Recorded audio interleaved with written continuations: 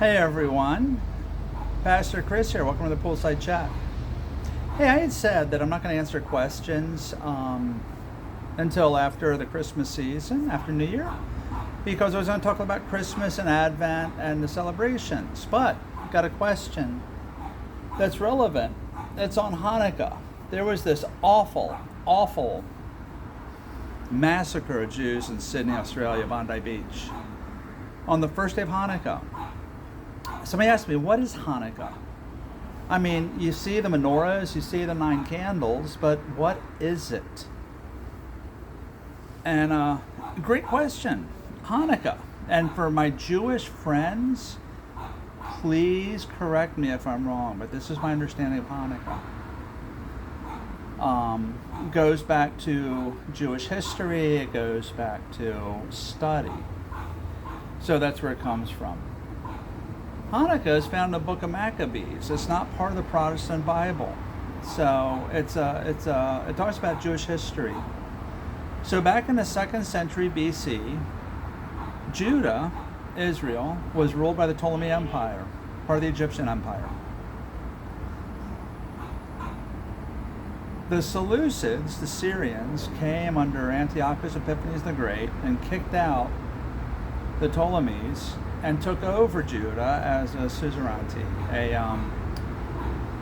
vassal state. So they allowed what a suzerainty is when you take over a country, but you let that country keep their customs, their histories, their religion, and practice their identity.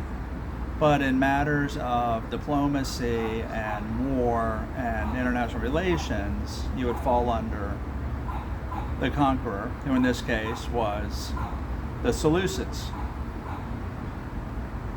Antiochus Epiphanes the Great, he dies, and his son, Antiochus Epiphanes IV, rules.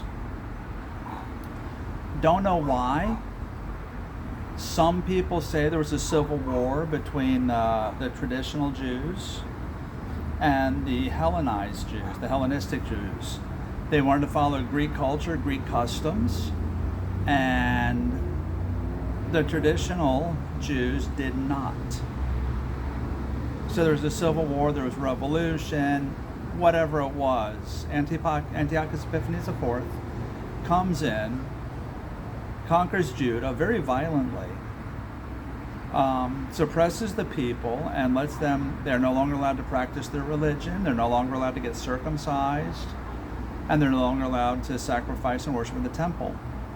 In the second temple, the Jewish temple, he sets up a temple to Zeus, and he sacrifices pigs on the altar. Anathema to practicing Jews. So they revolt. They revolt under Methodius. He is called Judah the Hammer. And he fights to get the Seleucids out. Well, long story short, he wins. They get him out. Interesting aside, this is the longest period of self-rule that the Jewish nation has between the mid-2nd century and about for about 100 years, I guess it is. They rule until the Roman Empire comes in. So they kick out the Seleucids, they recapture the temple, they need to purify it, so they set up a new altar and they have to rededicate it. Well, they don't have oil they need to rededicate. But they did find one cruse of oil that was still sealed with the seal of the high priest. So this was ceremonial oil that could be used for purification. But this one cruse was only sufficient for one day.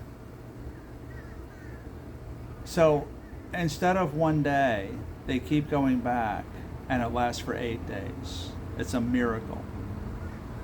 So that is what the 8 days of Hanukkah represent.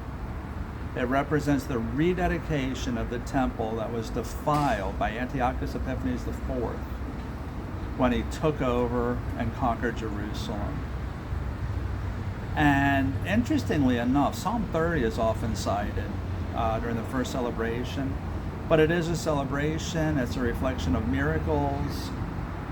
The menorah is actually not to, let me make sure I say this right. It is not to give light to look by, but it is to give light to see. And it's that reflection of God, the light of God that He gave us. And there's usually dancing, there's singing, there's celebration. Dreidels, you've heard of dreidels? The top. They play with dreidels during Hanukkah. And it's a big celebration. So that's what Hanukkah is. One question. I forgot this. The shamash. Hanukkah, the oil lasted for 8 days. Why are there 9 candles?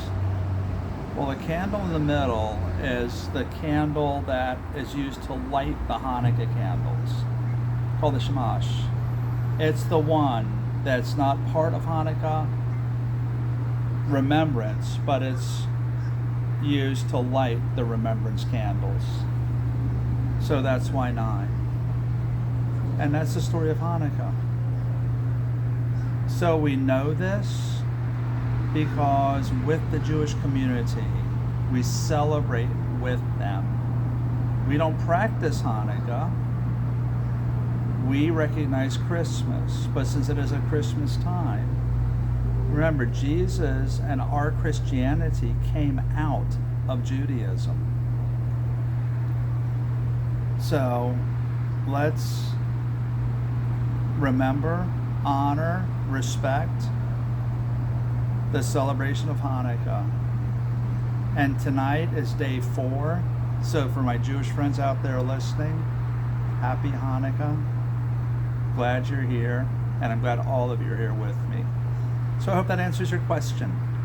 I'm Pastor Chris. Remember, keep the questions coming. I'm going to get to them. But for right now, we're going to talk all about Christmas, Advent, and in this case, Hanukkah. Facebook, YouTube, Rumble, at FL Compass Church, and now on Instagram, at FL Compass Church. Have a great night, a great week, and we'll see you Saturday.